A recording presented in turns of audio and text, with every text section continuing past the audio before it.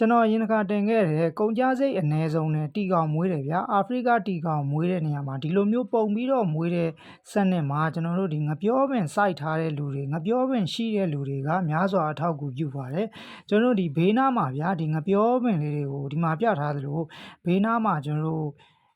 ရေဓာတ်လေးတွေကာပေးထားလို့ရတယ်လို့ဒီငပြောရွက်တွေကိုလည်းအပေါ်ကနေဖုံးပေးလို့ရပါတယ်ဗျဒီလိုမျိုးလုပ်ချင်အပြင်ကျွန်တော်တို့ကဒီကုန်ကြစိတ်အသက်အသာဆုံးနဲ့တီကောင်မွေးလို့ရပါတယ်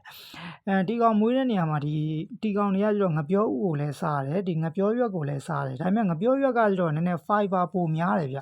fiber ပိုများတယ်သူကမာတဲ့အခါကျတော့အပေါ်ကအုပ်တာတော့ပိုကောင်းတယ်ဗျတီကောင်ကျွေးတဲ့အထဲကိုထည့်တာလေငပြောဥတွေကကျွန်တော်တို့ဒီနှုတ်ဆင်းပြီးတော့ပဲဖြစ်အထဲကိုထည့်လို့ရပါတယ်ဒီမှာကျွန်တော်ဘေးကိုကာထားတဲ့ဆိုတာကအခုတလောမိုးများနေတယ်ဗျာမိုးများတဲ့အချိန်မှာဒီတီကောင်